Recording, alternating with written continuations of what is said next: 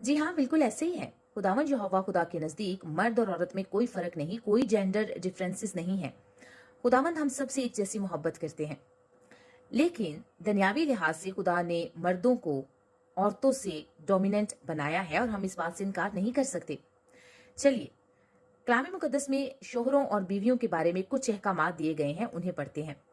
पहला पत्रस chapter number 3 verse number 7 में देखते हैं कि खुदावंद शोहरों के बारे में फरमाते हैं कि शोहरों को चाहिए कि अपनी बीवियों के साथ अक्लमंदी से बसर करें, उन्हें नाजुक ज़र्फ जानकर उनकी इज्जत करें, अदरवाइज उनकी दुआएं रुक जाएंगी। अगर वो औरतों की इज्जत नहीं करेंगे, उनसे मोहब्बत नहीं करेंगे, तो उनकी दुआएं नहीं सुनी जाएंगी।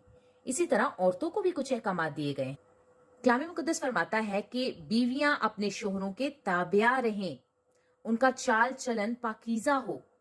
कलाम फरमाता है कि उनका सिंगार ज़ाहरी नहीं होना चाहिए, वो अपना सर ना गूंदें और सोने के जेवर पहन पहन के अपने शोहर को मुतासिर ना करें।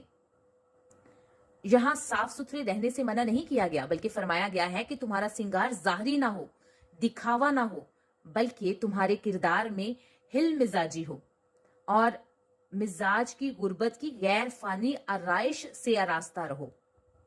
इमसाल की किताब में लिखा है कि बदतमीज औरत और झगड़ालू औरत के साथ रहने से बेहतर है घर में अकेले कोने में रहना।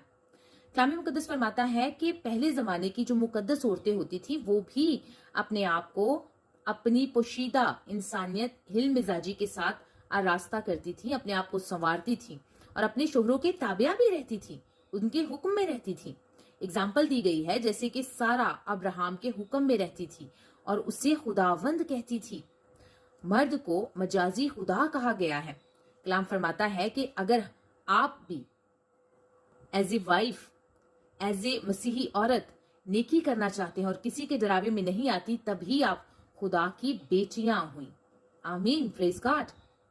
इसलिए बाइबल मुकद्दस बीवियों और शोहरों के बारे में बराबर अहकामात देती है। बस कलाम मुकद्दस को डेली पढ़ा करें, अपने आप को कलाम मुकद्दस के मुताबिक ढालते चले जाएं और बदलते चले जाएं। इन आयात को आप देख सकते हैं पहला पत्रस चैप्टर नंबर 3 वर्स नंबर 1 से वर्स नंबर 7 तक। आमीन। God bless you all.